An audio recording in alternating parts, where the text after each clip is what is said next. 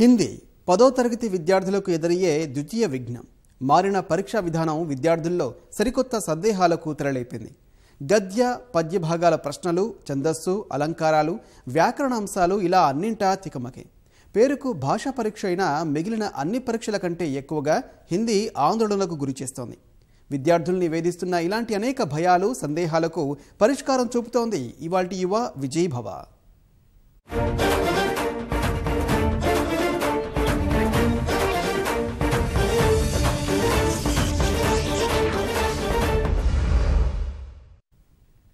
హిందీ పరీక్షలో పాసు మార్కులు వస్తే చాలనుకునే విద్యార్థులే అధికం. ప్రతిభావంతులైన విద్యార్థులు సైతం కొత్తగా వచ్చిన స్వీయ రచన, సృజనాత్మక అంశాలపై అవగాహన లేక అవస్థలు పడుతున్నారు. కాస్తంత శ్రద్ధ పెడితే హిందీలో 100కి 100 మార్కులు సొంతం చేసుకోవచ్చు అంటున్నారు హిందీ భాషా నిపుణులు రాజీవ్ సింగ్. नमस्कार, ईटीवी तेलंगाना के युवा प्रोग्राम में आप सबका हार्दिक स्वागत है। आज हम 10th क्लास की जो परीक्षाएं मार्च के महीने में होने वाली हैं, उसमें हिंदी प्रश्न पत्र की तैयारी किस प्रकार करनी है, దాంట్లో ఎటువంటి క్వశ్చన్స్ వస్తుంది, దానికి ఎలా ప్రిపేర్ చేసుకోవాలి, మంచి మార్క్స్, మంచి గ్రేడ్ పాయింట్ ఎలా తీసుకొని రావాలి అని చర్చించడానికి కోసం ఈ స్టూడియోలో వచ్చినాము. సార్, నా పేరు పరిమళ. ప్రశ్నపత్రం ఎలా ఉంటుంది? ఎక్కువగా మేము ఏ భాగానికి ప్రాముఖ్యత ఇవ్వాలి? बहुत अच्छा प्रश्न है आपका परिमला। पहली बात क्या है कि हमें प्रश्न पत्र के बारे में अच्छी तरह से समझ लेना चाहिए।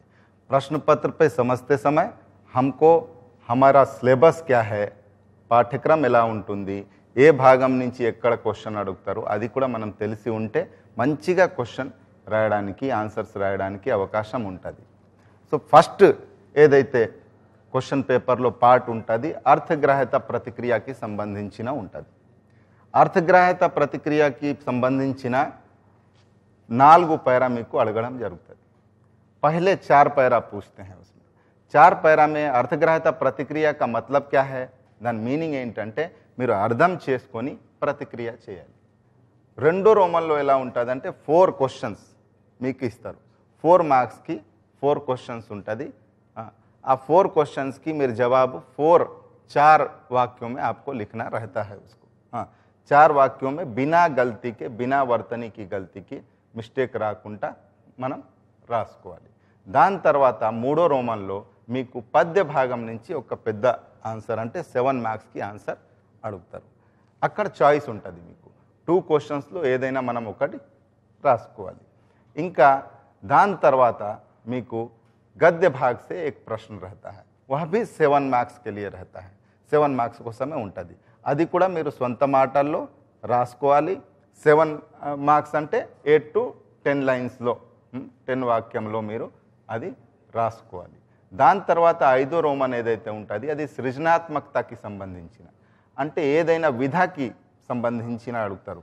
అంటే మీకు ఏదైనా నిబంధ పత్ర లేకుంటే नारे लिखना, विज्ञापन लिखना या फिर पोस्टर तैयार करना, संवाद लिखना, అటువంటి క్వశ్చన్స్ మీకు అడగడం జరుగుతుంది అక్కడ. ఇంకా దాని తర్వాత పార్ట్ బి ఉంటుంది. పార్ట్ బిలో 20 క్వశ్చన్స్ మీకు మల్టిపుల్ చాయిస్ క్వశ్చన్ మీకు అడుగుతారు.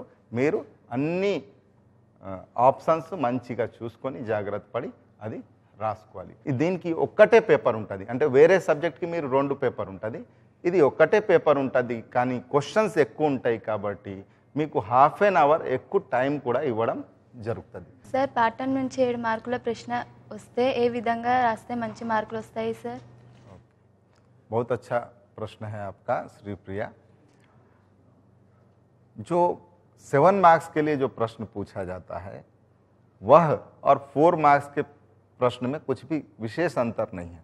ఈ 2 ఆన్సర్స్ ఒకేలాగా ఉంటుంది. అంటే మీరు సొంత మాటల్లో రాయాలి, బట్టి చేయకుండా. అంటే పాఠం నుంచే ఉన్న వాక్యము మనం బట్టి చేసుకొని సేమ్ అలానే ఇక్కడ రాసుకుంటే మాత్రము మిస్టేక్స్ కూడా ఎక్కువ అవుతుంది, ఇంకా మీకు మార్క్స్ కూడా తక్కువ వచ్చే అవకాశం ఉంటుంది. సో మీరు సొంత మాటల్లో ఇది రాసుకోవాలి. అక్కడ ఏదైతే మీరు 4 లైన్స్లో రాశారు, ఇక్కడ మాత్రం మీరు 7 మార్క్స్కి క్వశ్చన్ ఉంది అంటే 8 లైన్స్ 10 లైన్స్లో మనం రాసుకోవాలి. దీని గురించి మనం సేమ్ 4 మార్క్స్ లాగానే ప్రతి ఒక్క పాఠం నుంచి మనం ప్రిపరేషన్ చేసుకోవాలి. అంటే ఈ 7 మార్క్స్ ఏదైతే క్వశ్చన్స్ ఉంటాయి అది 2 టైప్, అంటే ఒక పద్య భాగం నుంచి వస్తుంది, ఒక గద్య భాగం నుంచి వస్తుంది. ఫస్ట్ పద్య భాగంలో కూడా చాయిస్ ఉంటుంది, మీకు గద్య భాగంలో కూడా చాయిస్ ఉంటుంది. 5 మార్కుల ప్రశ్నల స్వభావం ఏ విధంగా ఉంటుంది, దానికోసం మేము ఎలా ప్రిపేర్ అయితే మంచి మార్కులు వచ్చే అవకాశం ఉంటుంది సార్? बहुत अच्छा प्रश्न है आपका पवन. పవన్ इस भाग में అంటే ఈ రోమన్లో ఏముంటుంది అంటే 3 క్వశ్చన్స్ మీకు ఇస్తారు. ఆ 3 క్వశ్చన్లో ఏదైనా 2 క్వశ్చన్కి మీరు జవాబు రాయాలి. అంటే ఈ క్వశ్చన్ ఎలా ఉంటుంది అంటే ఇది పాఠంలో మీరు ఎక్కడ చదవలేదు, అంటే పాఠంలో మీరు దాన్ని ప్రాక్టీస్ చేసుకున్నారు కానీ అదే టాపిక్ మీద ఉంటుంది అని లేదు. అంటే మీరు ఒక त्योहार గురించి నేర్చుకున్నారంటే మేబీ కిసి ఖేల్ కే బారే మే ఆ సక్తా హై ప్రశ్న. అంటే ఇక్కడ ఏముంటుంది అంటే ఒక్కొక్క విధాకి సంబంధించిన క్వశ్చన్స్ ఉంటుంది. అంటే విధ అంటే ఇప్పుడు నిబంధ ఉంది అనుకోండి, మీరు నిబంధ ఎలా రాస్తారు అది నేర్చుకోవాలి.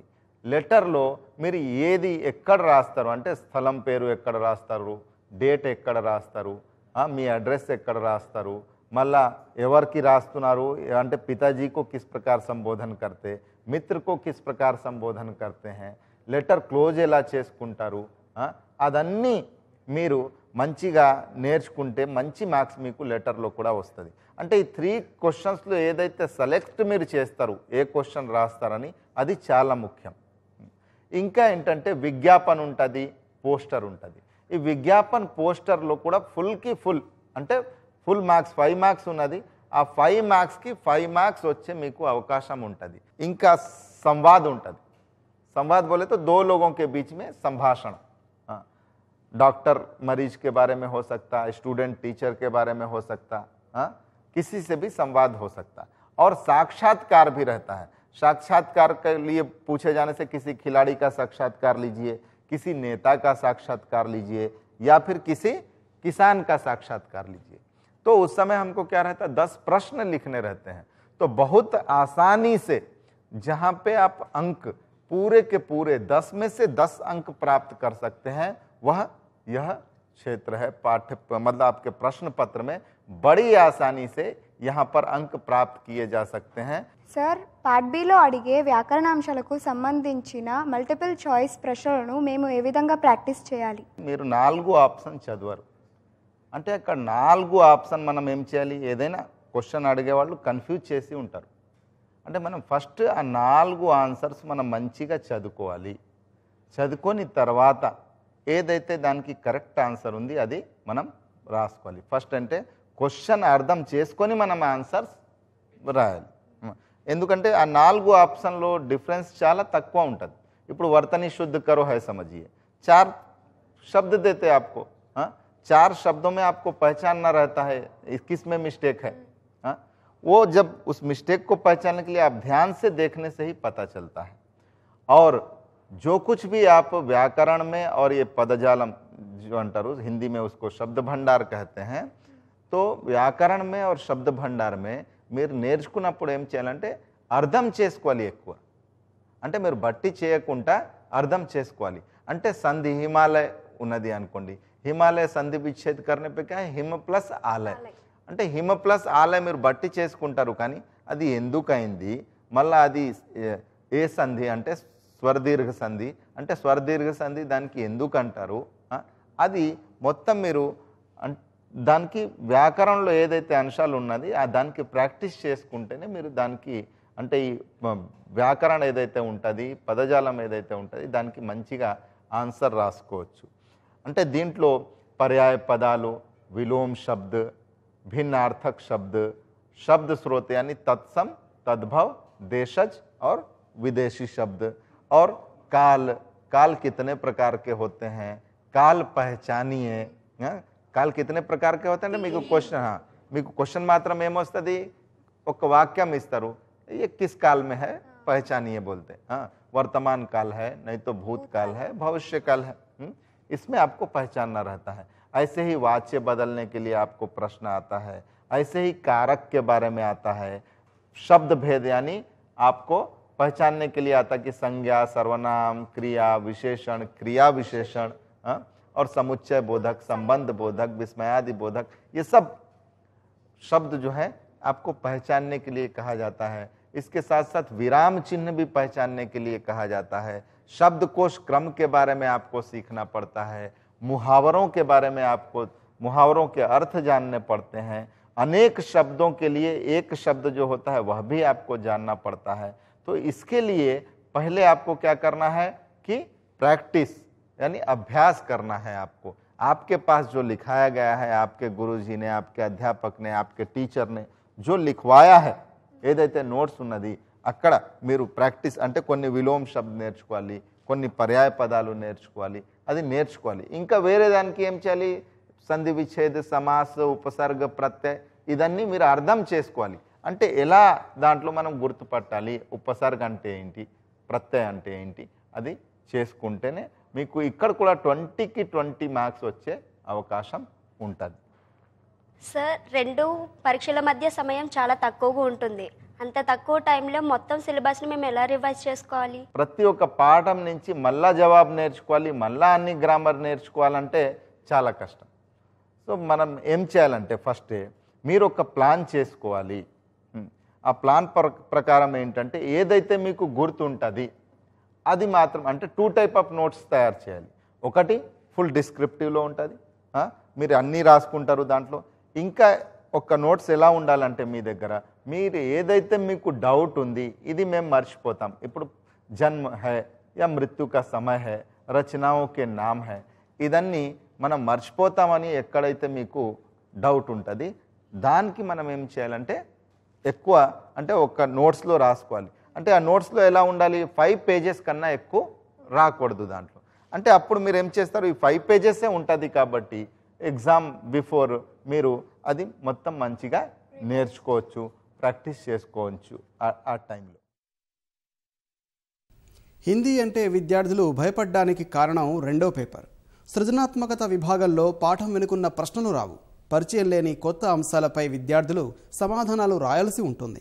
ఇలాంటి ప్రశ్నలకు ఎలా సమాధానాలు రాస్తే అత్యధిక మార్కులు సొంతం చేసుకోవచ్చో వివరిస్తున్నారు నిపుణులు. उपवाचक पाठ से पहला गद्य भाग से आपको पैरा पूछा जाता है. उसमें 5 वाक्य नीचे 5 प्रश्न दिए रहते हैं, उनका एक एक वाक्य में आपको उत्तर लिखना होता है.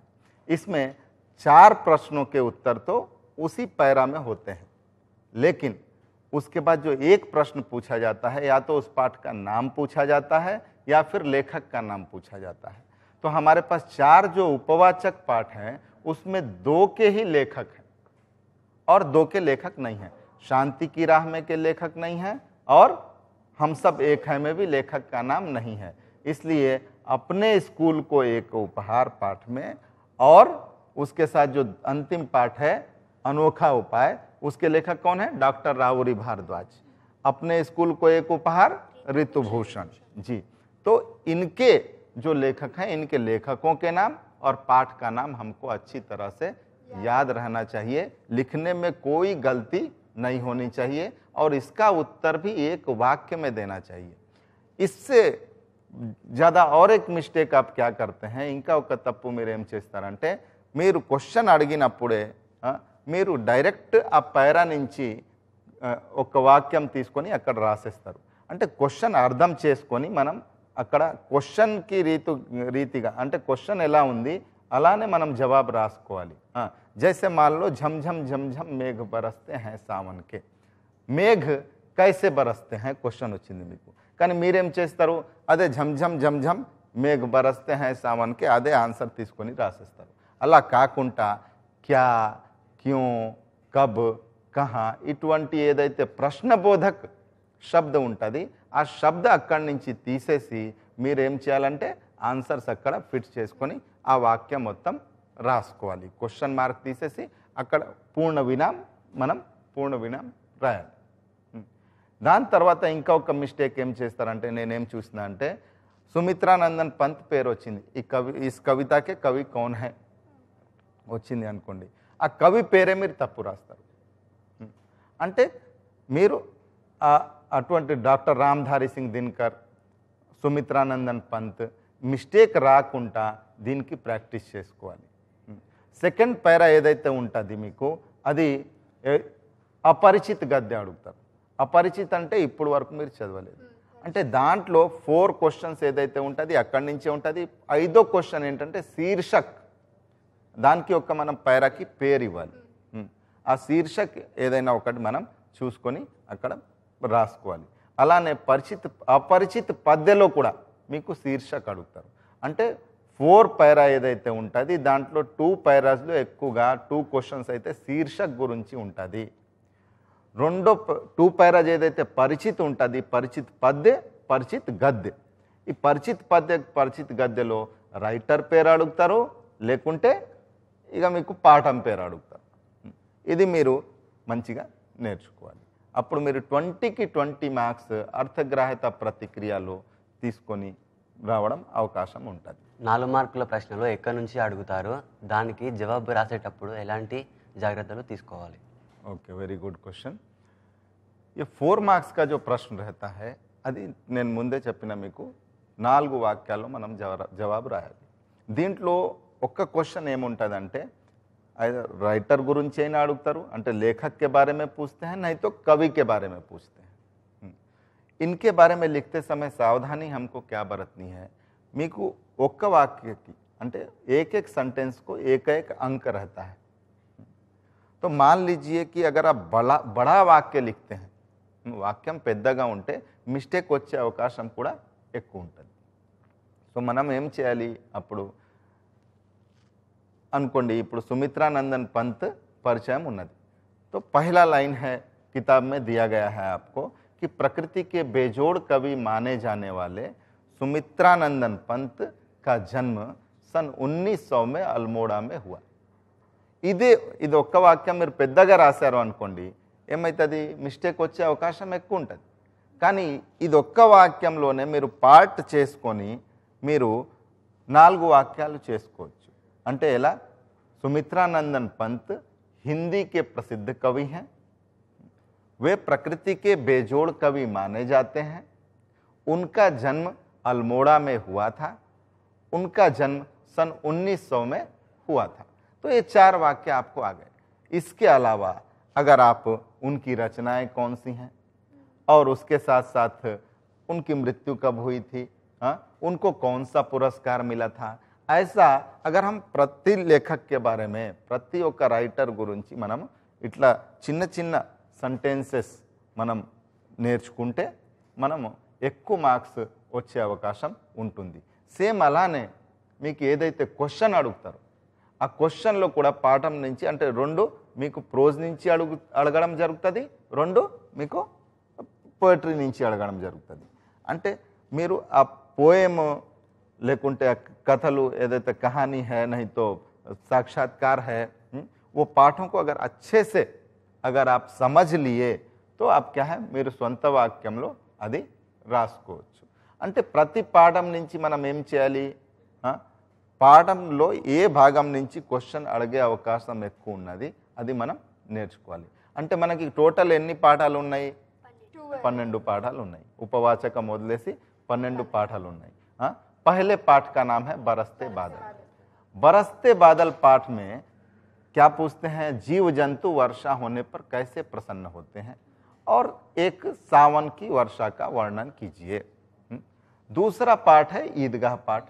उसमें हामिद कैसा लड़का था, उसने अपने दादी के लिए चिमटा क्यों खरीदा, इस पाठ से आपको क्या शिक्षा मिलती है या बड़े बुजुर्गों की सेवा हमें क्यों करनी चाहिए, ऐसा करने से क्या लाभ है, అది క్వశ్చన్ వస్తుంది. మళ్ళీ 3వ పాఠం ఏదైతే ఉంటుంది, 3వ పాఠం ఏంటి, माँ मुझे आने दे. माँ मुझे आने दे पाठ में भ्रूण हत्या को रोकना क्यों जरूरी है और महिलाओं की भलाई के लिए हमें क्या करना चाहिए. चौथा पाठ है कण-कण में कण-कण का अधिकारी. कण-कण का अधिकारी पाठ में आपको कण-कण का अधिकारी पाठ में हमें मुख्य रूप से 2 प्रश्न पूछे जाते हैं. 5वां प्रश्न है लोकगीत के बारे में. लोकगीत की अगर विशेषता आप लोग सीख लेते हैं तो इस पाठ में से भी कुछ भी प्रश्न पूछने से आप उत्तर दे सकते हैं. 6वां पाठ है अंतरराष्ट्रीय स्तर पर हिंदी. तो हिंदी की विशेषता क्या है और संविधान में हिंदी का क्या महत्व है, इस बारे में हमें इस पाठ में सीखना है.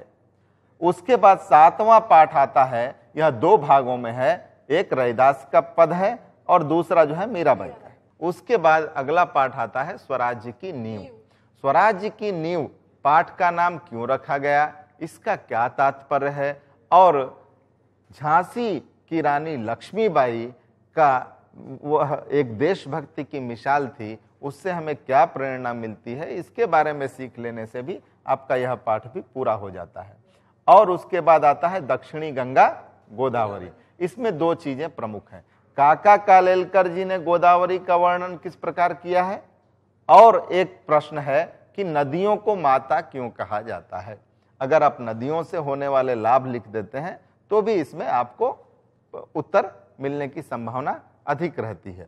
और उसके बाद जो है पाठ है वह है नीति दोहे। नीति दोहे में रहीम और बिहारी है, तो नीति दोहे में रहीम बिहारी के बारे में तो हमें सीखना ही है। उसके अलावा सच्चे मित्र की क्या विशेषता होती है, मनुष्य के जीवन में सम्मान का क्या महत्व है, और उसके साथ साथ आपको बिहारी में सीखना है कि हमें धन का नशा क्यों नहीं करना चाहिए, और विनम्रता से क्या लाभ है, मनुष्य को विनम्र क्यों रहना चाहिए, मनुष्य का स्वभाव कैसा होना चाहिए। उसके बाद है जल ही जीवन है। जल ही जीवन है पाठ में जल संरक्षण के लिए हम क्या कर सकते हैं, आज जल प्रदूषण की स्थिति कैसी है, इस बारे में एक प्रश्न सीख लेने से आप इसमें जो भी प्रश्न पूछा जाए आप इसका उत्तर लिख सकते हैं। और इसके बाद अंतिम पाठ आता है धरती के सवाल अंतरिक्ष के जवाब। उसमें एक भाग में किसके बारे में है, पहले भाग में डॉक्टर एपीजे अब्दुल कलाम जी के बारे में, दूसरे भाग में टेसी थॉमस के बारे में। एक वैज्ञानिक हैं और दूसरी जो हैं वो महिला वैज्ञानिक हैं। एक को मिसाइल मैन कहते हैं, दूसरे को मिसाइल वुमेन कहते हैं। इस प्रकार से हमको ये इनके पूरे पाठों के बारे में सीख लेना है। और जितने भी कवि हैं, कवि और लेखक जितने भी हैं उनके बारे में भी अगर हम सीख लेते हैं तो हमारे अच्छे से अच्छे अंक यहाँ पे 4 अंकों के प्रश्न में हम प्राप्त कर सकते हैं। पाठशाला में मीरकुड़ा हिंदी द्वितीय भाषा తక్కువ మార్క్స్ కే పాస్ అయిపోతారని హిందీలో కాన్సంట్రేషన్ అంటే తక్కువ చదువుతారు చాలామంది. కానీ మీరు గమనించాలి ఏంటంటే ఇప్పుడు గ్రేడ్ పాయింట్స్ ఏదైతే ఉంటుంది, ఒక్కవేళ మీరు ఈజీ సబ్జెక్ట్లో ఎప్పుడైతే ఎక్కువ గ్రేడ్ పాయింట్స్ తీసుకొని వస్తే అప్పుడు మీకు వేరే సబ్జెక్ట్లో తక్కువ గ్రేడ్ పాయింట్ వచ్చినైనా మీకు యావరేజ్లో మీకు గ్రేడ్ పాయింట్ పెరిగిపోతుంది.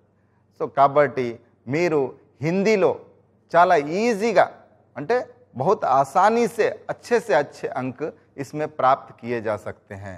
इसलिए थोड़ा सा आप हमने जो सलाह जो सुझाव आपको दिए हैं उसका आप अगर पालन करेंगे అది మీరు పాటిస్తే మీకు హిందీలో మంచి మార్క్స్ వచ్చే అవకాశం ఉంటుంది.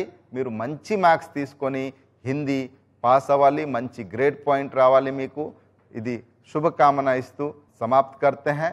नमस्कार.